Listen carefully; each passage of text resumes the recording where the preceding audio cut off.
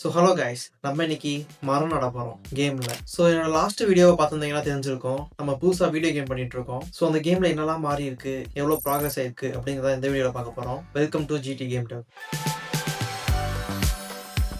So last video பார்த்துருந்தீங்கனாலே உங்களுக்கு தெரிஞ்சிருக்கும், நான் வந்து டெரைனோட சைஸை பெருசாக்கிட்டேன் அண்ட் ஆல்சோ ஃபாக் வந்து ஆட் பண்ணிட்டேன். பட் இது ரெண்டுமே டெம்பரவரி தான், இப்போதைக்கு ஒரு ஐடியாக்காக வச்சிருக்கேன். ஸோ நம்ம கேமில் ட்ரீஸ் தான் ரொம்பவே முக்கியமான ரோல் ப்ளே பண்ணுது. ஸோ நம்ம ட்ரீ கிரியேட் பண்ணுறதுல கொஞ்சம் டைம் ஸ்பெண்ட் பண்ணலாம் அப்படின்னு சொல்லிட்டு மார்னிங் ஸ்டார்ட் பண்ணேன். பட் ஒரு இன்ஸ்பிரேஷனே இல்லை. ஸோ நம்ம போய் ஃபர்ஸ்ட் இன்ஸ்பிரேஷன் தரலாம் சொல்லிட்டு ஆன்லைனில் போயிட்டு சர்ச் பண்ணேன். அண்ட் நிறைய இமேஜஸ் பார்த்ததுக்கப்புறம் எனக்கு இந்த 2 இமேஜ் வந்து ரொம்ப பிடிச்சிருந்தது. அண்ட் இந்த ரெஃபரன்ஸ்லாம் பார்த்ததுக்கப்புறம் எனக்குமே ஒரு ஐடியா வந்தது. நான் லோ பாலி ஆர்ட் சூஸ் பண்ணதுக்கு ரீசன் இருக்குது, அது வந்து நான் லாஸ்ட்டில் சொல்கிறேன். ஓகே, இன்ஸ்பிரேஷனும் கிடச்சிருச்சு, ஐடியாவும் கிடச்சிருச்சுன்னு சொல்லிட்டு நான் மாடலிங் ஸ்டார்ட் பண்ணேன். அண்ட் நான் எதிர்பார்த்தத விட நல்லாவே வந்திருந்தது. அண்ட் இதிலே சின்ன சின்ன மாடிஃபிகேஷன் பண்ணி இன்னொரு வேரியண்ட்டும் கிரியேட் பண்ணிட்டேன். ஏன்னா நம்ம கேமில் யூஸ் பண்ணும்போது எல்லாமே ஒரே மாதிரி இருந்தால் நல்லா இருக்காதுல்ல, அதனால தான். அண்ட் இது பண்ணிட்டு இருக்கும்போது எனக்கு ஒரு ஐடியா வந்துச்சு. என்னன்னா, ரோட்டுக்கு இந்த பக்கம் எவர் கிரீன் ஃபாரஸ்ட் மாதிரியும் ரோட்டுக்கு அந்த பக்கம் காஞ்சி போன காடு மாதிரி இருந்தால் நல்லா இருக்குமே அப்படின்னு சொல்லிட்டு ஒரு ஐடியா கிடச்சிது. ஸோ நான் இன்னொரு ட்ரீயும் மாடல் பண்ணேன். அண்ட் அதுக்குமே சின்ன சின்ன சேஞ்சஸ்லாம் பண்ணி இன்னொரு வேரியண்ட்டும் கிரியேட் பண்ணேன். ஸோ கடைசியில் பார்த்தீங்கன்னா என்கிட்ட 4 ட்ரீ இருந்தது. ஸோ இந்த 2வது ட்ரீ பார்த்தீங்கன்னா நீ வச்சு செஞ்சிருச்சு. என்னன்னா, இதில் இருக்கிற ஒவ்வொரு இலையுமே ஒன்னொன்னா எடுத்து வச்சுட்டு இருந்தேன். அண்ட் வச்சு முடிச்சதுக்கப்புறம் தெரிஞ்சு இதுக்கு நான் மெட்டீரியல் ஆட் பண்ண மறந்துட்டேன்னு. ஸோ மறுபடியும் ஒவ்வொரு இலையாக செலக்ட் பண்ணி அதுக்கு மெட்டீரியல் ஆட் பண்ணிட்டு இருந்தேன். ஸோ மாடல் பண்ணுறதே பெரிய டாஸ்க்குன்னு பார்த்தா இதை எக்ஸ்போர்ட் பண்ணி கோடாட்டில் இம்போர்ட் பண்ணுறது அதோட பெரிய டாஸ்க் ஆயிடுச்சு. ஸோ என்னாச்சு நீங்களே பாருங்களேன்.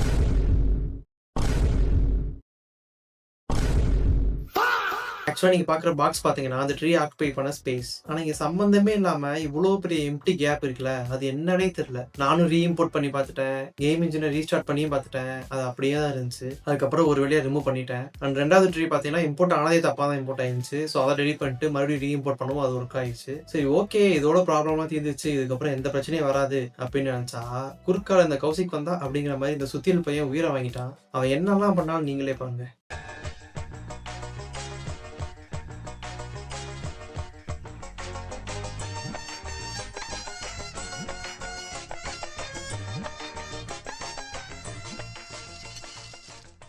என்னென்னமோ பண்றான். சரி நம்ம தான் பெரிய கோளாறுன்னு பார்த்தா அவன் எனக்கு மேல கோளாறா இருக்கான். திடீர்னு பார்த்தா ஊக்கான் ஸ்டாஃப் மாதிரி பெருசாயிடுறான், நின்ன இடத்துலயே சுத்துறான். ஒரு சில சமயம்லாம் ஆளவே காணோம், எங்க போனானே தெரியல. ஸோ நான் வேற அனிமேஷன் ஃபர்ஸ்டே பண்ணிட்டேனா, ஸோ ஒவ்வொரு தடவையும் பொசிஷன் சேஞ்ச் பண்ணா அனிமேஷன் வந்து பிரேக் ஆகுது. ஸோ ஒவ்வொரு தடவையும் உட்காந்து மறுபடியும் அனிமேஷன் பண்ணிட்டே இருந்தேன். நான் ரொம்ப நேரம் போராடி பேச்சுவார்த்தை நடத்தினதுக்கு அப்புறம் தான் நானும் சுத்தியலும் சமாதான உடன்படிக்கை சைன் பண்ணோம். அதுக்கப்புறம் ஒரு பிரச்சனை இல்லாமல் ஒர்க் பண்ணோம். ஸோ இப்போ நம்மகிட்ட ட்ரீ இருக்கு, சுத்தியல் இருக்கு. இப்போ இதை வச்சு நம்ம வெட்டணும். ப்ரோ அதான் அனிமேஷன் ப்ளே ஆகுது அப்படின்னு கேட்டிங்கன்னா, அது வெறும் அனிமேஷன் மட்டும்தான், வெட்டாது. நம்ம தான் கோட் எழுதணும்.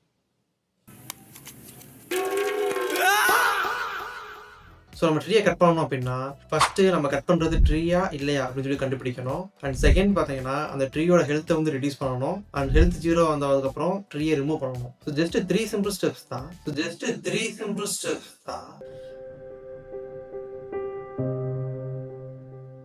இதில் ஃபஸ்ட் ஸ்டெப் இம்ப்ளிமெண்ட் பண்ண தான் ரொம்ப டைம் ஆயிடுச்சு. ஸோ மேட்டர் என்னன்னா, நான் கேம் டெவலப்மெண்ட் பண்ணி கிட்டத்தட்ட ஒரு 9 மாதம் 10 மாதம் ஆயிருக்கும். ஸோ எப்படி பண்ணுறதுன்னு மறந்துட்டேன். அதுக்கப்புறம் கொஞ்சம் நேரம் அப்படி இப்படின்னு தேடி பார்த்ததுக்கப்புறம் பழசெல்லாம் ஞாபகம் வந்துருச்சு. ஸோ இம்ப்ளிமெண்ட் பண்ணிட்டேன். ஸோ இப்போ நீங்கள் பார்த்தீங்கன்னா நான் மரத்தில் போய் அடிக்கும் போது ஐமெட்ரி அப்படின்னு பிரிண்ட் ஆகும். பட் இந்த பாக்ஸில் வந்து அடிக்கும் போது பிரிண்ட் ஆகாது. எப்படி சூப்பரா?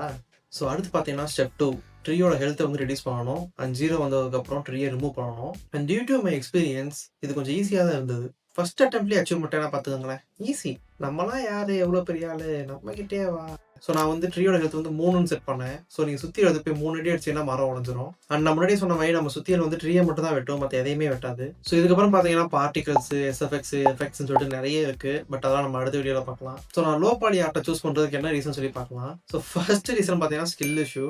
எனக்கு வந்து 3D மாடலிங் ஓரளவுக்கு தெரியும். அண்ட் கேம் டெவலப்மெண்ட் பார்த்தீங்கன்னா கொஞ்சம் நல்லாவே தெரியும். ஒரு சின்ன கேமை க்ளோன் பண்ணுற அளவுக்கு தெரியும். ஸோ நம்ம வந்து ஹை கிராஃபிக்ஸ் இருக்கிற ரியலிஸ்டிக்கான கேம் கிரியேட் பண்ணோம் அப்படின்னா நமக்கு வந்து ஹை குவாலிட்டி மாடல்ஸ் தேவைப்படும். High quality 3D model create பண்ணணும் அப்படின்னா அதுக்காக வந்து ரொம்ப எக்ஸ்பீரியன்ஸ் வேணும். அது வந்து 1 மாதம் 2 மாதத்துலேயே வந்து கெயின் பண்ணிட முடியாது. மினிமம் ஒரு 1 இயர் ஆர் 2 இயர்ஸ் வந்து ஸ்பெண்ட் பண்ணணும். அப்போ நம்மளால் அந்த லெவலில் வந்து ரீச் பண்ண முடியும். அதுக்கு வந்து இன்னொரு ஆப்ஷன் இருக்கு. என்னன்னா, நம்ம வந்து மணி ஸ்பெண்ட் பண்ணி 3D ஆர்டிஸ்ட்டை ஹையர் பண்ணியோ இல்லை 3D மாடல்ஸை வாங்கியோ நம்ம வந்து யூஸ் பண்ணிக்கலாம். ஸோ நம்மளோட பட்ஜெட் இல்லை. அண்ட் ஸ்கில்லுமே பார்த்தீங்கன்னா நம்மளோட முன்னாடி சொன்ன மாதிரி டைம் ஆகும். ஸோ போக போக தான் வந்து நம்மளால அந்த குவாலிட்டி வந்து ரீச் பண்ண முடியும். அண்ட் ஆல்சோ நம்ம வந்து ஏஐ யூஸ் பண்ணி 3D மாடல்ஸ் கிரியேட் பண்ணலாம். பட் அவங்களுமே வந்து பெய்டுனா தான் நல்லாயிருக்கும். ஃப்ரீயாக இருந்தால் நல்லாவே இல்லை. நான் ஆல்ரெடி ட்ரை பண்ணி பார்த்துட்டேன். அண்ட் நெக்ஸ்ட் ரீசன் பார்த்தீங்கன்னா ஹார்ட்வேர். இப்போ நான் வந்து 3D மாடல் கிரியேட் பண்ணுறதுக்கு பிளெண்டர் யூஸ் பண்ணிட்டு இருக்கேன். ஸோ பிளெண்டர் பார்த்தீங்கன்னா நீங்கள் ஹை குவாலிட்டி மாடல் கிரியேட் பண்ணணும் அப்படின்னா உங்களுக்கு வந்து கிராஃபிக்ஸ் கார்டு வந்து பயங்கரமாக இருக்கணும். பெரிய கிராஃபிக்ஸ் கார்டு இருந்தால் தான் அது வந்து ஹேங் ஆகாமல் உங்களால் கிரியேட் பண்ண முடியும். பட் நான் பார்த்தீங்கன்னா லேப்டாப் யூஸ் பண்ணிட்டு இருக்கேன் வித் இன்டகிரேட்டட் கிராஃபிக்ஸ் கார்டு. அதில் தனியாக கிராஃபிக்ஸ் கார்டு கூட கிடையாது. அண்ட் இந்த லேப்டாப்புமே கேமிங் லேப்டாப் கிடையாது. நான் வந்து கோடிங் படிக்கிறதுக்காக வாங்கினேன். அதுவும் இது வாங்கி 3-4 வருஷம் ஆக போகுது. ஸோ இந்த லேப்டாப் தான் நான் ஒர்க் பண்ணிட்டு இருக்கேன். ஸோ இப்போதைக்கு ஹார்ட்வேர் வந்து என்னால் அஃபோர்ட் பண்ண முடியாது. அண்ட் 3D மாடலுக்கு மட்டும் இல்லை, நீங்கள் கேம் இன்ஜினுமே பார்த்தீங்கன்னா கோடாட் வந்து ஓரளவுக்கு தான் உங்களுக்கு சப்போர்ட் பண்ணும். உங்களுக்கு வந்து ரொம்ப அதிகமான கிராஃபிக்ஸில் வேணும், ஹை கிராஃபிக்ஸில் வேணும் அப்படின்னு நினச்சிங்கன்னா நீங்கள் வந்து ஹார்ட்வேர் அப்கிரேட் பண்ணி தான் ஆகணும். நீங்கள் கோடாட் யூஸ் பண்ணாலும் ஹார்ட்வேர் அப்கிரேட் பண்ணி தான் ஆகணும். இல்லாட்டி கிரியேட் பண்ணவே முடியாது. ரொம்ப ஹேங் ஆகும், கிராஷ் ஆகும். உங்கள் டிவைஸே போனால் தான் அவ்வளோதான் போஞ்சிடும். ஃபியூச்சரில் நம்ம வந்து ஒரு பிசி வாங்கினதுக்கப்புறம் நம்ம நல்ல ஹை குவாலிட்டி வந்து ட்ரை பண்ணலாம். ஸோ இப்போதைக்கு இருக்கிறத வச்சு தான் பண்ண முடியும். அண்ட் இன்னொரு விஷயம் என்னன்னா, இப்போ ஒரு கேம் ஸ்டுடியோ எடுத்துக்கிட்டீங்க அப்படின்னா அங்கே வந்து 300 பேர் 400 பேர் 500 பேர் வந்து வேலை வைப்பாங்க. ஏன் அதுக்கும் அதிகமாகவும் இருப்பாங்க. அவங்களுக்கே ஒரு நல்ல டைட்டில், குவாலிட்டியான டைட்டில் வந்து ரிலீஸ் பண்ணுறதுக்கு கிட்டத்தட்ட 6லேருந்து 8 வருஷம் கிட்ட வரைக்கும் ஆகும். ஸோ நம்ம வந்து தனியாக கிரியேட் பண்ணிட்டு இருக்கோம். ஸோ நம்ம வந்து ஒரு சின்ன கேமை அந்த குவாலிட்டியில் கொடுக்கணும் அப்படின்னாலே நமக்கு வந்து வருஷக்கணக்கில் ஆகும். லைக் ரொம்ப வருஷம் ஆகும், 6 வருஷம் 7 வருஷம் ஆகும். அண்ட் அவ்வளோ டைம் வந்து நான் ஒரே கேமில் ஸ்பெண்ட் பண்ண விரும்பல. ஏன்னா இப்போ வந்து நான் லேர்ன் பண்ணிட்டு இருக்கேன். இப்போ வந்து எனக்கு எக்ஸ்பீரியன்ஸ் தான் முக்கியம். ஸோ நான் நிறைய கேம் கிரியேட் பண்ணேன் அப்படின்னா என்னால் நிறைய எக்ஸ்பீரியன்ஸ் வந்து கெயின் பண்ண முடியும். ஸோ என்னை பொறுத்த வரைக்கும் ஒரு ப்ராஜெக்ட்டுக்கு 1 இயர்ங்கிறதே அதிகமான டைம் தான். ஒரு மீடியமான டிவைஸை யூஸ் பண்ணி ஃபாஸ்ட்டாக கேம் டெவலப் பண்ணணும் அப்படின்னா லோ பாலி ஆர்ட் வந்து ஒரு பெஸ்ட் சாய்ஸாக இருக்கும். ஏன்னா உங்களுக்கு மாடலிங் டைமும் குறையுது, அதேமாதிரி லோ எண்ட் டிவைஸையும் சப்போர்ட் பண்ணும். ஸோ அதனால தான் நான் வந்து லோ பாலி ஆர்ட்டை சூஸ் பண்ணேன். ஸோ எஸ் காய்ஸ், அவ்வளோதான் இந்த வீடியோவில் சொல்லணும்னு நினச்சது எல்லாத்தையுமே சொல்லிட்டேன். ஸோ உங்களை அடுத்த வீடியோவில் பார்க்கிறேன். பாய்.